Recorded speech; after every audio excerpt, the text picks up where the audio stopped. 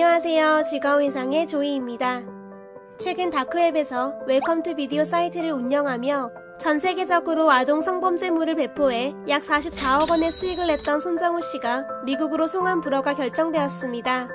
손정우 씨가 유통했던 영상 가운데는 생후 6개월 된 영화마저 있었지만 대한민국 법원은 1심에서 징역 1년 6개월에 말도 안 되는 실형을 선고했습니다.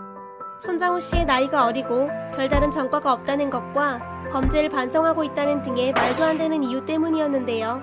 반면 영국의 카일 폭스는 아동 성범죄물 다운 및 영상 공유 혐의로 징역 22년, 리처드 그레코프스키는 아동 성범죄물 다운 및 접속 시청 1회로 70개월의 보호관찰과 징역 10년, 미국의 마이클 암스트롱과 자이로 플레로스는 아동 성범죄물을 소지한 혐의로 징역 5년을 선고받았습니다.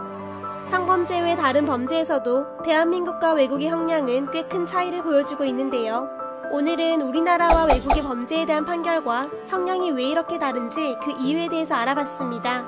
미국 캘리포니아주 프레즈노 고등법원은 4년간 춘따를 성폭행했던 르네 로페즈에게 징역 1,503년을 선고했습니다. 반면 8세 어린아이를 잔혹하게 성폭행했던 조두수는 겨우 징역 12년을 선고받았습니다. 그가 출소하기까지는 고작 5개월이 남았는데요. 우리나라와 달리 외국에서는 범죄자에게 몇백 년, 몇천 년의 형을 주는 경우가 종종 있습니다. 이것은 영미법이 누적주의를 따르기 때문이라고 합니다. 그렇다면 누적주의란 무엇일까요? 누적주의는 여러 범죄를 저지르면 각 범죄에 대한 형을 모두 합쳐서 처벌하는 원칙입니다. 10건의 사기를 저질렀다면 각 사기마다 형량을 더해 사기 한 건에 10배 징역을 선고하는 것인데요. 하지만 한국은 경합법 재판에서 가중주의 원칙을 따른다고 합니다. 이것은 여러 죄를 저질렀을 때 가장 무거운 죄를 골라서 1.5배 가중된 처벌을 내리는 것입니다. 그렇기 때문에 사형이나 무기징역을 받는 것이 아니라면 어떤 죄를 짓더라도 최대 징역 50년까지만 받는다고 합니다. 해도 너무하다 싶은 끔찍한 사건과 말도 안 되는 판결이 연이어 선고되면서 우리나라에서도 수백 년의 징역을 선고하는 누적주의 처벌이 시행되어야 한다는 목소리가 힘을 얻고 있습니다. 인명피해가 큰 사고를 내거나 범죄를 저질러도 죄질에 비해서 처벌이 너무 약하다는 것인데요. 하지만 누적주의에도 문제가 없는 것은 아닙니다. 경우에 따라서 하나의 큰 죄를 지은 사람보다 적은 죄를 여러 번 지은 사람이 더 가혹한 처벌을 받는 불균형이 발생할 수 있다고 하는데요. 1979년 스페인의 우편배달부 가브리엘 그라나도스는 약 4만 통의 편지를 배달하지 않은 죄를 범했다고 합니다. 검사는 누적주의 원칙에 따라 편지 한 통당 9년씩 총 38만 4,912년의 징역을 구형했다고 합니다. 다행히도 판사는 징역 14년 2개월을 선고했다고 하는데요. 아무리 그래도 편지를 전달하지 않았다고 해서 14년이라는 세월을 감옥에서 보내는 것은 한국에서는 상상도 하지 못할 그런 판결이죠. 한국에서는 끔찍한 범죄를 저지른 사람들과 중대한 과실을 범한 사람들의 재판 결과를 두고 형량이 적정하지 않다는 비판이 꾸준하게 나오고 있습니다.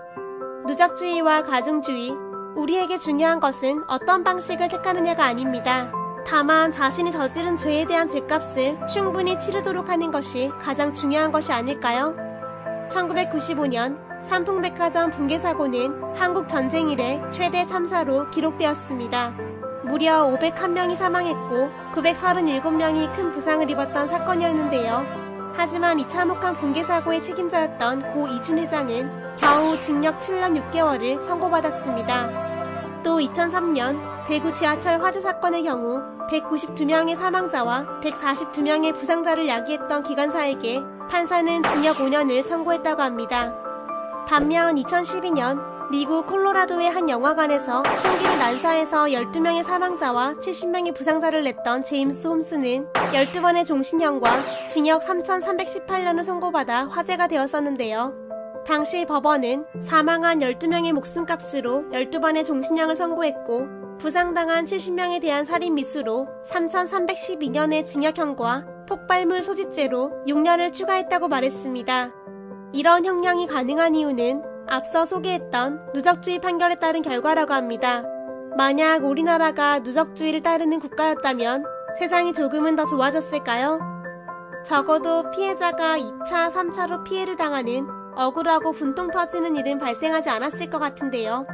만약 누적주의였다면 삼풍백화점 붕괴사고의 가해자와 세월호 사건의 가해자, 조두순, 손정우 등의 사람들이 이렇게 솜방망이 같은 처벌을 받는 일은 없었을 것 같습니다. 아마 몇천 년, 몇만 년의 형량이 선고되지 않았을까 싶습니다. 한편 법무부에서는 2014년 세월호 참사를 기점으로 고의 또는 과실로 인해 2명 이상이 사망하는 인명피해를 낸 경우 누적주의에 따라 최대 100년까지 형을 내린다는 내용의 특례법 제정을 추진했지만 19대 국회 만료로 폐기되었다고 합니다. 아무쪼록 우리나라가 더욱 건강하고 살기 좋은 나라가 되길 바라며 이상 즐거운 세상의 조이였습니다. 좋아요와 구독, 알람 설정 꼭 눌러주세요. 감사합니다. 안녕.